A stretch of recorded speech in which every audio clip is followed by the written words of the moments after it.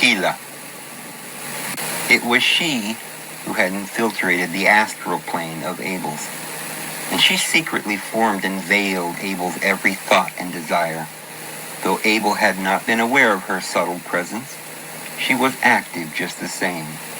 If Samael was the deceiver, Aquila was his greatest accomplishment. Not only had she infiltrated the astral plane of emotion, but she had done it uniquely, planning and cunningly. She had made Abel fall for the entire plan, first welding her illusions around Abel's realities, interconnecting her wisdom with emotion, making the link indissoluble.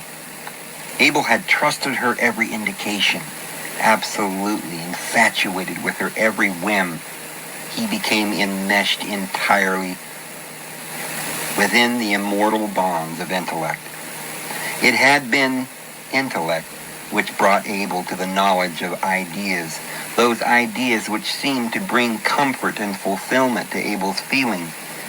Were not those inventions good?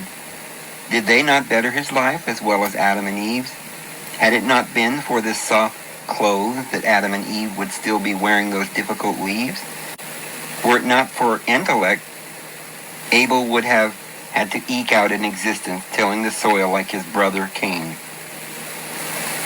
Had it not been for Aquila, Abel would have been still alive.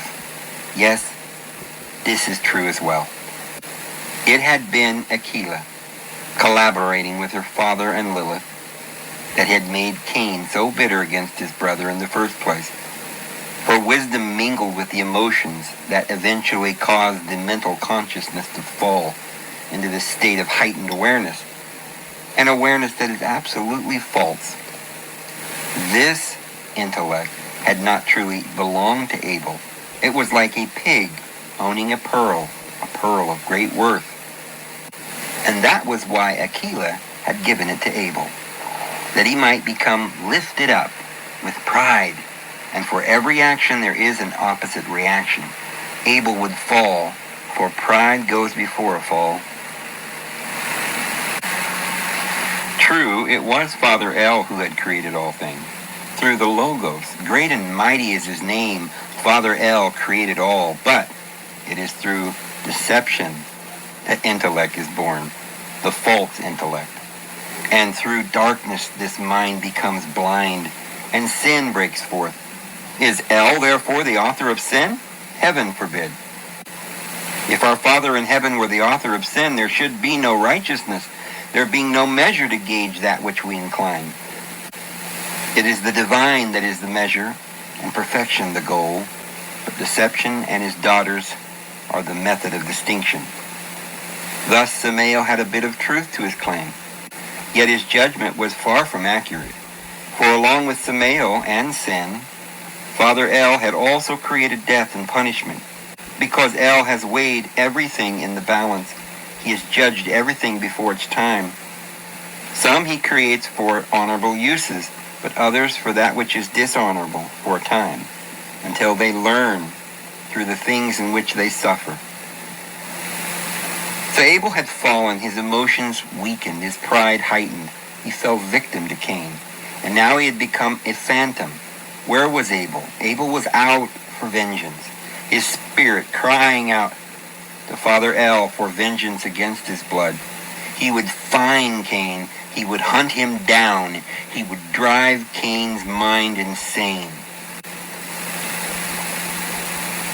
Abel sat upon a cleft of ice, looking at a strange world he found himself in.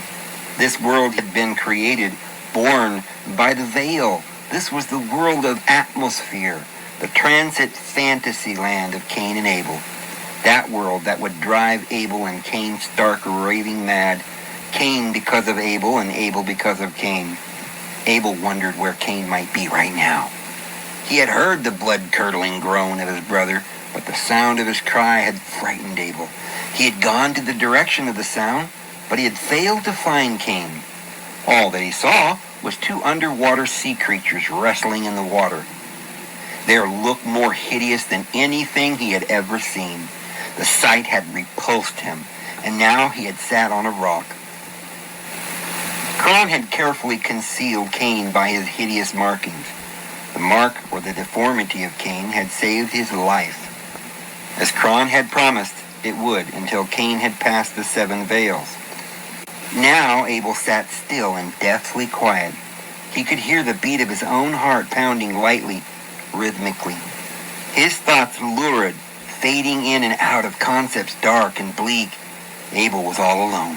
He missed his father and mother, his old world of reality. He began to hate Cain for what he had done. Though Abel still had Aquila, he usually felt empty, hollow, like a drifter on a journey with no end. Where would it lead him? Where was Cron? His spirit crying silently, ascending up ever before his eternal radiance. Abel feared his life, not life itself, but his being. He feared the thought of what he'd become. He reasoned within himself that he was all right. Cron would avenge him, would deliver him, but where was Cron? Why had he been left to drift here in this barren wasteland? And where was Father El? And the galactic father of the nebula, Uranus? Would Cron forget him? And would all the council of the divine ones also forget him? Would Cain go unpunished? Abel's thoughts were like little plays. There were actors who played out each argument, almost like a courtroom filled with angry people. And there in the midst of them was Logos, Cron's redeemer, advocating his release, but the arguments kept coming. Logos met the charge of every one, and the changing faces, they kept coming, adjourning sometimes when Abel's mind was distracted by reality. But they would always return, demanding and accusing. Samael's face appeared. It's his own fault. He's a coward. Then Logos would reply, better to wait upon the Lord than be as you, who bullies others and takes stock in his own opinion. Aquila would interrupt.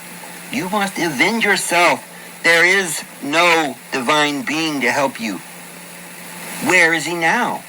Endlessly the voices came, always supplied with a familiar face. Abel grew weary of arguments. At least that's what Abel would believe this end of each argument to be, his weariness. Yet actually it was always the same voice that ended it and edged it into this so-called weariness. The voice of ego. Poor me. Help me. Help me. I am weary of argument. And so Abel fell back upon the rock and went to sleep, his mind drifting off into some other reality, some other realm, and he would fly away. Yeah, Abel would fly away because Abel was given the gift of flying. Not actually flying, more like a floating that wasn't actually floating either. When Abel would imagine anything, some place or thing, there it would be. The floating was like a feeling for Abel, though he didn't really float anywhere spatially, but he floated in an emotional level of consciousness that drifted where his thought forms were applied. Now Abel was floating. There were little splotches of color around him bubbling up from beneath him. Wherever beneath him was, Abel was never really aware of spatial phenomenon. When he went upon these excursions of fantasy, only concepts, unrelated at first, yet then these things unrelated grew into huge realities, enormous monstrations of phobia. Now off to Abel's side, he began to feel a color. Green at first. It palpitated like a giant heart. That's what came to Abel's mind. His life pulsating in front of him. The thought adjusted the color to red. Fear welled up within him. Abel didn't know why he was afraid. One doesn't contemplate things like that when faced with sudden danger such as this. But Abel felt the need to run. But he couldn't move. He was frozen by the primitive force of instinct. Wait, hide, be quiet. Abel waited a few moments. The heart faded slowly as his attention was caught up by the surging waters below him. Had he been afraid of the waters? That thought existed for a split second, only to find Abel barely relieved now because of the bridge that he desperately was clutching to, its path leading beckoningly off into the blurry distance. It led to the sky, or whatever appeared to be sky. It was too misty to know, but Abel began walking. The path arched high above the waters below. Sometimes he could see phantoms fly by, jeering him. Go back! Go back! Save yourself! Go back, Abel! But Abel didn't listen to them. He knew instinctively that they were liars. He felt a need to go on. He knew that over that arching roadway was that rainbow. He pictured Kron's loving hand outstretched to meet him, gently reaching out for him to come into the light. But the phantoms weren't that ignorant of his determination. They sent others to deceive him, and a spirit floated up to meet him, his face worried looking. "Look behind you, Abel. It's your father. He's calling you." Abel looked behind him, and Adam stood off in the distance. "Son, my beloved, come home. Your trial is over. You have been faithful. Now Kron is returning you to me. Come quickly. Your mother is weeping." Eve came walking up behind Adam. There were tears in her eyes. She looked up in the distance at her son, pulling her hands away from her eyes as she wiped her eyes in a downward motion. There was great grief upon her expression. "My son, come home. Do not go on and leave me here. Do not be tricked by Samael's wily cunning, as I was." Abel hesitated. He was confused for a moment. This wasn't real. It was like the heart. He was only dreaming, he thought. But was it? Abel wanted to go back, but his legs kept going down that path. Something inside him compelled him to go on. And on he went. Other spirits met him, but he kept going on. Abel reached the top of the arching bridge now, cresting the summit. Abel was startled with a breathtaking view. There was beauty all around him. This must be heaven, he thought. His heart was skipping beats with astonishment, as though his breath had been taken from him. He felt light and dizzy. This was heaven? No. But Abel wondered. It was a huge pasture with rolling hills everywhere. There were flowers and trees, as green as the truest green, and the flowers were effervescent with brilliance. A bird with tropical colors flew off by Abel's right. A herd of antelope was grazing in the distance, taking a drink from a reedy pool. Browsing upon the lush vegetation all around, Abel passed a bright red bush. He could smell the fragrance like a lilac mixed with cool green grass. Sometimes he felt the fragrance of one flower, then another. Abel bent down to smell the flowering bush. Its odor filled his nostrils with absolute delight. He smelled the fragrance. He felt the green lushness, the tall grass flowing, now almost as though bowing down to Abel's presence, as if to welcome him as the long-absent prince who had come home. The grass bending in subjection and the gentle influence of the breeze, the flamboyant little bird, like a special messenger, flew right near, pausing hesitantly in the air, a little warbling sound emanating from the tiny beak. He cheerfully introduced himself personally. Then out from the bush jumped Mr. Cottontail, fluffy and unafraid. He paused in the trail for just a moment to welcome the newcomer Abel. He twitched his little nose in the air, and then he bounced his head down in a small motion, as if to say, "How do you do?" Abel was mystically amused, his heart tantalized by the joy of life. "Hello, little creature," said Abel. "How do you do?" Now Abel was so excited, he had forgotten about everything else in this morbid life. All here was beautiful and serene, wonderful grace and tranquility. Abel threw up his arms with excitement, swirling around like a very young boy again. He dropped to the grass. He ran his fingers through the blades of the deep green grass. He smelled the grassiness and he sighed. This was his home, he thought. Just then, a puzzling thought came over him. Where was he, though? Where was this beautiful place? It couldn't be a true place. Surely he ought to find out where he was. He bent his back forward as he sat up in the grass, parting in front of him, allowing him to see down the sprawling hill in the distance. Abel could see a brilliant shining thing glistening at the bottom of the hill. Could that glistening be glistening for him? Abel stood up, curious now. Running, he tried wildly to keep one foot in front of the other as the gravity pushed him down, fast down the slope, the grass parting to allow him to run, little birds flying up out of the grass, and big butterflies meandering here and there. Abel kept running all the way down the hill, and he came closing in on the bottom. He thought he might fall for trying to keep up with his own runaway feet. Now at the bottom, where was that glistening? Abel couldn't see it now. He parted through a little place of daffodils, situated precariously in the midst of the meadow. Right in the middle of that he saw a rock, and there in the rock was a sword, stuck purposefully, neatly, tightly. So this was what he saw, glistening. Abel started to reach out for the handle as though he would pull it out, when at that moment he heard someone behind him.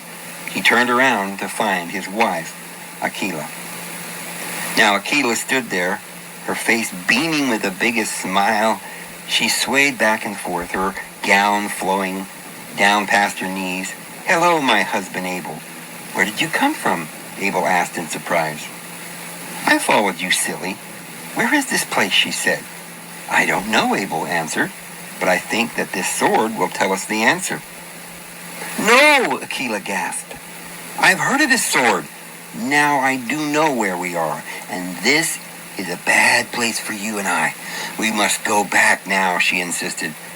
"But why?" Abel protested. "I like it here. I want to stay." "We cannot," she said again. "If you take that sword, you will never see me again. It is the sword of awakening. And if you take this sword, you will kill me with it. There is no other purpose for that sword, but I know that you would not do such a thing as that. For I am your wife, and I love you. But why would I want to kill you, my dearest wife? You talk nonsense. I could never kill you. Why can't we stay here?" "Because," Aquila continued, "if you take that sword, your mind will grow to hate me, and you will surely kill me. It has been decreed by the angel of the presence. You must not live in this place of evil temptation. Come, let us go back. Oh, my husband, I do not want to die. If you love me, you will take me home. I am frightened." So Abel and Aquila went back to the atmospherian plane, for Abel could not bear to see Aquila feel such bitterness. Yet Abel wondered about that sword. He wondered why he had been taken to this place. He thought that somehow he would learn everything about such a sword as this. He must understand. But for now, he would find Aquila a safer place, for she was crying, and Aquila had been told this by someone, and whether it was true or not, she believed it. And Abel had to think of her feelings, for Abel loved Aquila more than all else.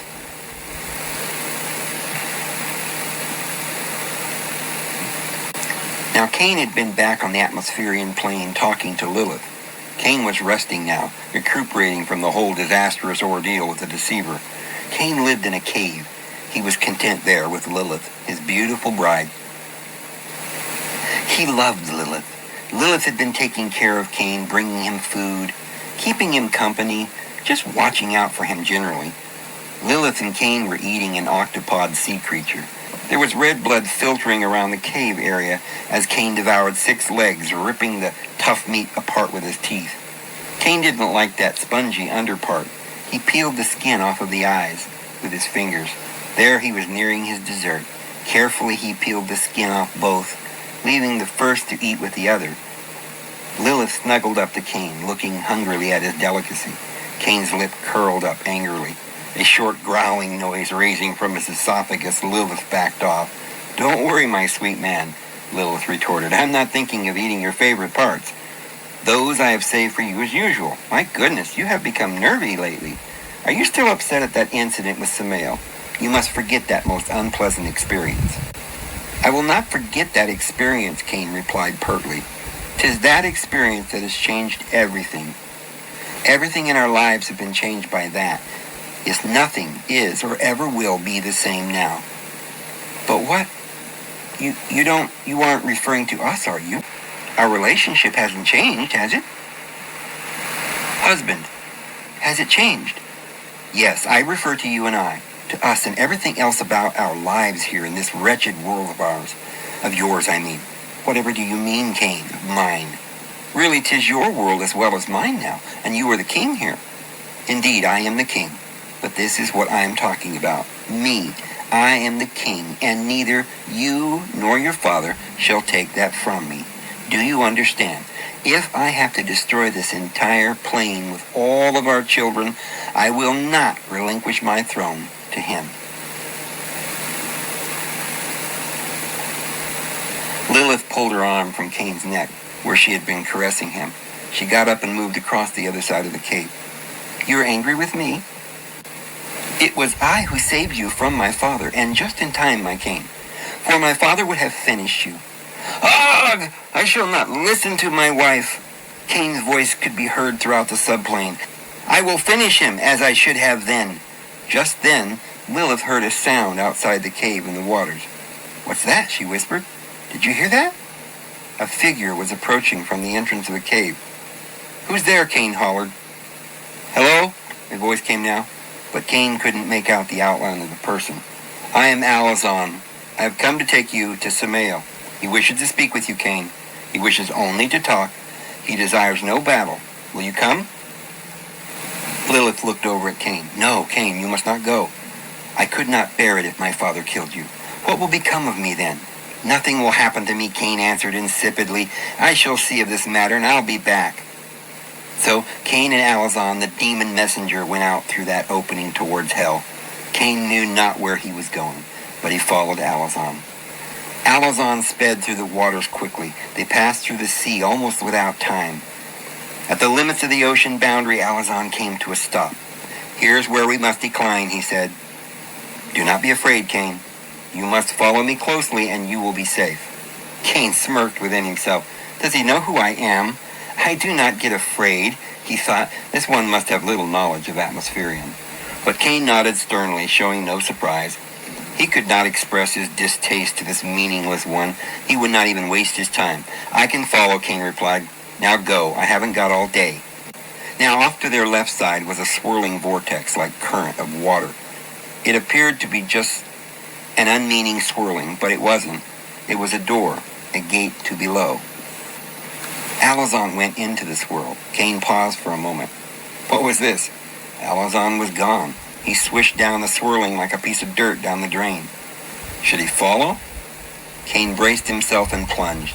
There was a pulling motion sensation, then a sort of equilibrium state. He couldn't see anything. He just felt gravityless, weightless for a moment. And then he saw something. There were things blurring around him, patches of color and forms, everything slowing. Cain's face felt distorted, like a G-force was being applied to his skin. Then, still slowing, more colors and more forms, and then again equilibrium. When Cain stopped falling or whatever he was doing, he saw Alazan waiting for him. "I thought you had gone back for a second," Alazan said. "Now follow me." "Where are we?" Cain questioned. He was beginning to feel puzzled, slightly worried. Where was he being taken? Would Samael trap him here? Gang up on him here with all his host forces? Cain didn't know, but he thought not. Samael needed him. Besides, Kron had promised him that he should not be killed by anyone. Hadn't Kron given him the needed protection against any force? Cain was sure he could handle himself no matter how many demon forces came against him. "We are going to the abode of Lucifer," he said. "This is the way to my Lord's throne. Are you frightened?" Cain squinted his eyes and looked directly into Alazan's stare. "I am Cain. I do not frighten. Now lead on." Now there was a cave opening off to the right of Alazan, and they both entered directly through this mouth. It took a minute before Cain's eyes adjusted to the lighting, but Cain could see that this was a strange place. The walls of the cave were glistening, sparkling, as though lined with every jewel known. The air was glowing red and temperatures rising. Cain followed closely. Now, after several minutes of this, they came to another shaft, descending off downward and slightly off to their left. There was a hideous creature standing at the entrance. It was Gia, the gatekeeper. Gia was a huge fat frog-like creature, his character displayed by his person. The proud one, inflamed by his self-adoration. Though he was harmless, really, he was always declaring great swelling expressions. He boasted of himself, never stopping for a breath. "Hello, I am Great Gia. You have heard of me?" "Yes, indeed. It is wonderful that you should see me. I'm difficult to see, you know. Hard to get to. Everyone wants to see me, you know. Yes, hard to find. They come to see me because I'm wise, you know." "Yes, I'm wise. Not many wiser, you know. Do you not want to ask me something? Are you inquiring something? I know everything, you know. Yes, I am the great Gia." Alazan and Cain didn't stop to question Gia. Normally one would be detained for hours trying to pass, but Alazan was a special minister of Lucifer, and he understood Gia's pride. He ignored his boastings, and Gia knew that he should not detain these two. He was proud, but he wasn't stupid. He knew that Samael had given orders for these two to be left alone. Had these been ordinary folks, they would have been detained. Gia could inflate himself to an enormous size. He would simply enlarge his body while standing in the entrance of the shaft. He enjoyed to talk to his intruders, and when they were completely exhausted, usually they would leave. Not many unwanted creatures deemed it important enough to get through Gia that they should withstand his boring boastings. So Alazan and Cain went on. Alazan led Cain further and further down the trail, the air becoming a brighter red and the heat was increasing. Then all of a sudden, Alazan stopped, dead in the path. "Now we wait," he said. "Wait? Wait for what?" Cain asked curiously. "What are we waiting for? I want to get on with this. Let's go." "The path leads us below. We must go down here." "Here? Where? There is no down here," Cain queried. "There is just rock here. We cannot go through the solid rock." "Yes, we shall descend through the rock. When the movement comes," said Alazan, "it shall come soon." Cain was puzzled but said nothing. He waited. A few minutes passed and then Cain heard a rumbling noise. "It is time," Alazan said. "When the ground shifts with molten lava, we shall descend into the depths." "What? I can't descend into molten lava," Cain said questioningly. "It should burn me up." "No," said Alazan, "it will not. There shall be an opening in the lava flow at the precise moment. Then we shall descend. But you must follow me promptly. If you should hesitate for 1 second longer than my cue, you will be burned. Can you do it, Cain?" Cain shook his head. "I will do it if you do it," he said. "For I know that you would not jump unless it was safe. You would not purposely jump into a boiling lava. I'm sure of this. Yes, I will do it." They waited only a minute while the ground beneath them moved with a stream of molten lava. It boiled up like porridge in a pot. Cain wondered what caused this stream to part, but he didn't ask any more questions. Then Alazan shouted, "Now!" and he jumped, but the lava was still very much flowing. Cain stood there watching Alazan as he fell. It took only a split second, but it seemed to hesitate in Cain's mind as he gazed at Alazan's courage. Cain jumped, the lava still flowing beneath him. He fell the 90 feet or so that it was to the bottom of the crevice where the lava flowed. Just then the stream broke. Alazan just missed that last curdling splash as it opened momentarily. It stayed only open for a split second, just long enough for both he and Cain to fall right in through this narrow hole. Well, they landed in water. It was warm on Cain's skin. His heart had been pounding fast, but the warmth of the water around Cain's body soothed and relieved his fear. He felt safe again. But Alazan didn't slow down for Cain to take stock of his surroundings. He just shoved off quickly through the water. Cain kicked his tail out, swishing the water behind him, following Alazan more closely now. Swimming through the huge cavern of water, Cain could see giant serpents slithering through the water. Alazan paid no attention to them, so Cain felt a little reassured that they weren't some demon army come to meet him for the little less than impending doom that Cain worried of. Yet these serpents were quite unique in some way. The cavern seemed to radiate as it glowed, changing from a bright red to a dusty reddish hue. The color refracting somehow off the scales or whatever these creatures had.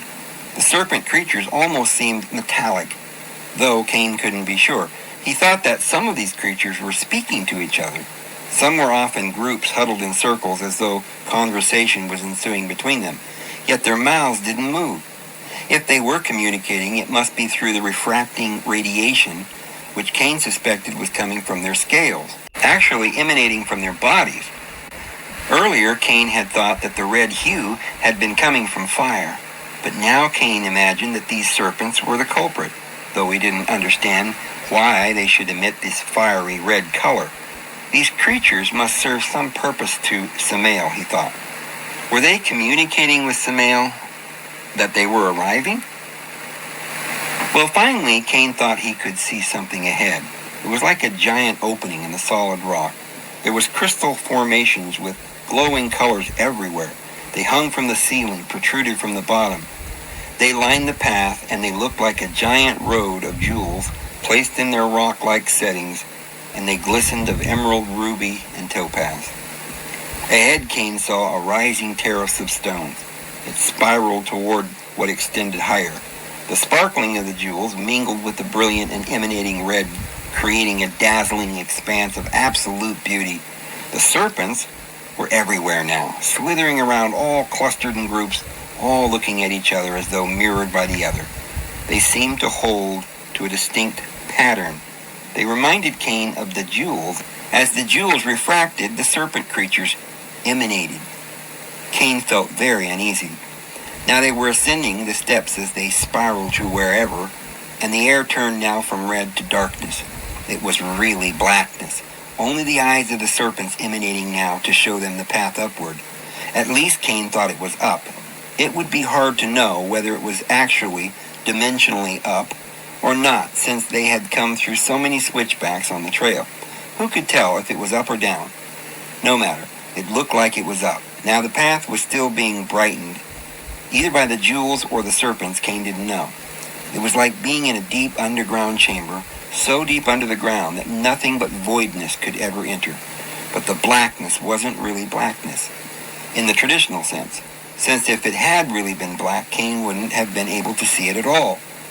As it was, Cain could see by the soft glow of the emanating jewels. But still it was black, in some other way that Cain couldn't explain. This was strange, though, to Cain. How could darkness be so black all around, except for little emanating sparkling refractions, which neither lighted anything around them nor served anyone's purpose? They just lighted themselves. There was no other thing seen but the sparkling jewels. Around them was darkness, as if they were walking through utter hopelessness personified. The air was not air. It was voidness, emptiness. There was no sides or any bottom. No top. There was just void, nothing everywhere. But Cain followed Alazan on. Finally, Cain asked Alazan, "Where are we?" Alazan hesitated, and then he stopped and he looked at Cain. You don't know where we are, Cain?" "No, I certainly do not," he answered. "Should I?" "Oh my, I only thought that you knew. This is the realm of Samael. We entered his first gate when we passed through the darkness. This is the first subplane of Tartarus. This is death, and this is where you must pass to see Samael. You've died, Cain." "What? I have died? Are you insane? I'm not dead.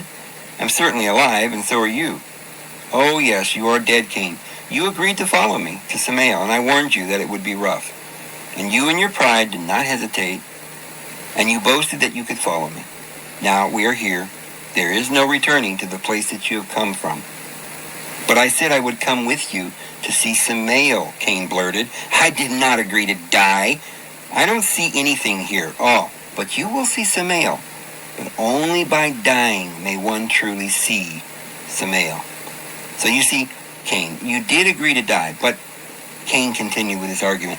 "I have seen Samael before, and I was not dead." "What you say is not true. Not only did I see Samael, but I fought with him, and I won." Alazan shifted his head in sympathy for Cain. "Oh, silly Cain, it was not Samael, the absolute, that you battled. It was only your image of him. You agreed to see him as he truly is, and for that you must descend into these depths." No, I am not dead, and I will not go on, and I will go back," Cain cried. "As easily as I came, I will return. I am no fool, you wretched Alazan." But Cain couldn't move. He tried, or he thought of trying, but he couldn't. Cain thought he was moving his feet, but he couldn't be sure since he couldn't see his feet. Only darkness. Neither could he feel his heart pumping. Panic began to rush into his mind. The only thing Cain thought he still had left, his thoughts. And they were frightening. He felt like a brain sitting in a jar on a dark cupboard shelf. The lid tight, the cupboard door closed. Alazan spoke again. "Now we have left the physical world. There will be no more sensation after this, only thought. You may continue by using your mind in a different way than you have been accustomed to. Before you received impressions from the body, and the body moved through the realm of material. It sent its messages to your mind through many avenues and channels. There you interpreted everything secondhand. Well, now you will experience reality, apart from channels. Your senses are gone, Cain. Use your mind. Death is not as bad as you've been told, delusional Cain. That one you called Kron has deceived you. For true death is being in the body. There your mind is cut off from the reality by seeing nothing truly, only secondhand. Cain began to have an impression. No, wait, this was not an impression. It felt different. It was not a feeling. It was just Cain. And Cain was something else now. Not that Cain was somewhere else, feeling something else, but Cain himself was the place and the object. Cain could not feel anything otherworldly, anything outer, anything that was inside or outside of him. Everything he felt was part of him. This, said Alazan, is the second subplane of Tartarus. It is Abaddon. All that is not truly a part of you will be destroyed here. You will not experience yourself now. But where is Samael? Cain protested. You will see him, Cain. Be patient, Alazan promised. Cain's mind was swirling. Now all that he was swirling. And everything was swirling by like disintegrating ashes before the melting fire. It took several minutes as Cain and Alazan swished through the swirling. It was like Cain's mind was shut up in a nutshell, his being only a pinpoint of space now inside the swirling passing memories all disintegrating. Cain cried out, Father El, why hast thou forsaken me? I have sinned. Please forgive me and redeem me in your kingdom. Then the lights went out for Cain in a tremendous force, a lunge or something. But there was no answer from Father El. But Cain wasn't entirely gone. He still felt conscious of his being. Although he didn't understand where he was, he began to sense that his being was fragmented. Parts of him seemed to be in different places. Although it was strange, Cain felt gladdened by this. At least he wasn't entirely gone. If there was still parts of him, he thought, maybe it wasn't over. It was like he could experience everything in the universe all at the same time. Not really everything, but everything or many things at once that his attention was grasping. And though he grasped at many things, he couldn't really hold any one thing for any time period long enough to comprehend it. Cain longed to be back in his body, where he could see one thing at a time, where his being was channeled in some harmony. Here there was no set pattern. All was changing and disappearing constantly. If this was Samael's world, Cain didn't like it. He felt that feeling the most, dislike. It was a torment to him, like being a passing desire with no way to fulfill its longing. Cain wanted rest. Now, Cain saw Samael in the void, not really Cain's being, just some one part of Cain, a fragment off somewhere. There he was again, a slithering, glowing red dragon-like serpent. This time, some other part of Cain. And again, multiple times, all at once multiple glimpses, pulsating with the emanating serpent. Cain's mind perceived Samael everywhere. He was angry with Samael, but he could not know anything beyond wrath. He could not speak, he just looked on in horror. Just then, Samael rushed in upon Cain. Cain felt tremendous fear. Samael opened his mouth and he devoured Cain. And for a split second, Cain could feel the suddenness of being swallowed up. Yet, there he was. He was still standing there, peering at Samael. Again, he saw Samael coming at him. He felt the sensation of being swallowed up. Cain was feeling weariness now, along with fear. He felt utter despair. Endlessly, Samael devoured him over and over until Cain heard a voice. It came from within him somewhere. Cain, echoed the sound. Cain replied, Here I am, here I am. Cain, you must conquer your fear of Samael. For if you will understand his cunning and not be afraid, you will conquer him. Then the voice faded. Cain felt dismayed utterly. Where are you? I shall conquer my fear. But the voice didn't return. Only great jaws coming at him from all sides. Wait, who would Cain believe? Kron or Samael's messenger Alazan, who says Cain is dead? I'm not dead. Satan has no authority to kill me. Only Kron has that authority. And Kron had promised Cain that he could return to his home. This must be a cunning trick. Hope began to shove Cain's fear away. This can't really be happening, Cain thought. One can only be eaten one time, and I'm not dead. I still feel hope. And where there is hope, there is a way. And now the fragments began to fade. Cain felt like a weight was being lifted. There was glimmers of light beginning to shine around Cain. Cain recognized the lights. It was the jewels he had seen before. But this time, there were only 12 dispersed around him in a circle. And in the midst of that, he saw what appeared to be the great deceiver. But was it? How could he be sure? After all that Cain had gone through, he could not be sure. Although Cain wasn't sure what or who this creature standing before him among the 12 jewels was, he was sure of this. He was sure that he was aware of himself again. There were no more fragments, only Cain, whole and witty as before. He looked down at his feet. Yeah, he had feet again, and hands, a tail, all was there. Oh, great relief. Who are you? Cain replied with his usual smugness. I am Samael, the being replied. Are you sure you are Samael, or are you only my own image of Samael? Cain replied pertly. I'm truly Samael. See these 12 stones here? They are my method for refracting myself. I am seen throughout all the world through these jewels as they refract my hideous image. Ah, Cain thought, so those serpents were all refractions of you. Yes, Samael answered, very clever, don't you think? No, not clever. 'Tis evil, Cain roared madly. How many have you fooled by this, O evil one? 'Tis no game, Samael explained quickly. This is truly death, and I am truly Samael. But I am not dead, Cain replied. Yes, you have overcome your fear. You have overcome the first death. For, Samael continued, fear is the first death, oblivion is the second. You must still conquer these, but you have done well. But I will surely have you the next time. Samael spoke up again. Do you like my palace? My palace of jewels? Cain looked unimpressed. Yes, it's quaint, though I have one better on atmosphere. Mine is for a noble purpose, though yours is for nothing good. Ah, Samael returned the enthusiasm. Nothing good, you say?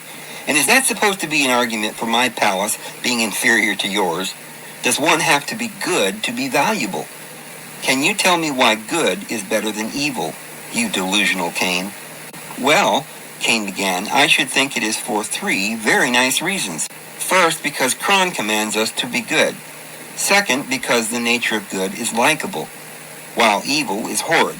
And third is because good will overcome and destroy evil, which is what you claim to be. You claim to be evil. You don't deny it. No, Samael answered. Just as you say you like good, I like evil. It suits my nature as well. Cain continued. That is the greatest of reasons, because I, being good, shall overcome you. Ha ha ha! Samael laughed thunderously. You are very clever, Cain. I can see that I shall not win at the game of wit with you. Yes, what can I win you at? Shall we play a little game? The winner of which shall receive the other's kingdom. Why should I want your kingdom? Cain spouted. You wretched evil one. I have no need of your kingdom. Ah, Cain, but you do. For my kingdom is greater than yours. I own not only your plane, but all others you see. For I am God. Mine is superior because it is larger. But Cain retorted, if this be true, why is it you ask me for it? If you own it already, why do you need me? Is this not an indication that you actually own nothing?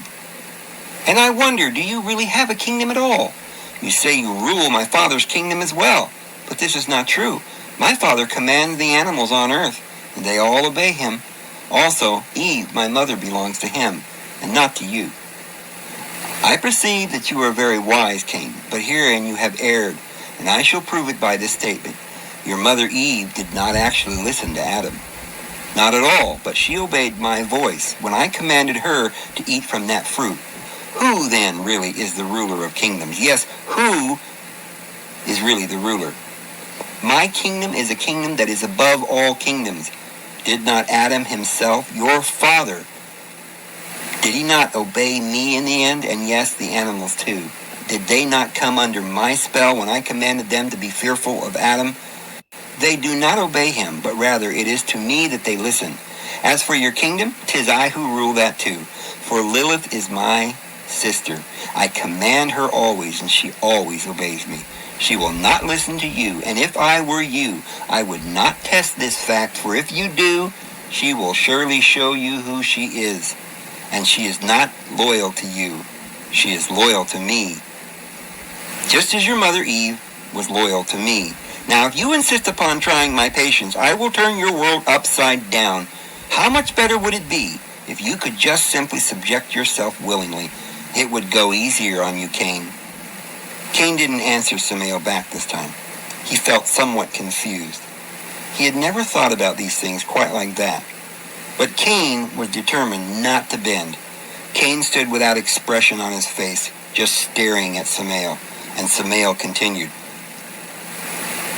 I know what you want, Cain. I understand you. Kron does not understand you, nor the one you called Father El.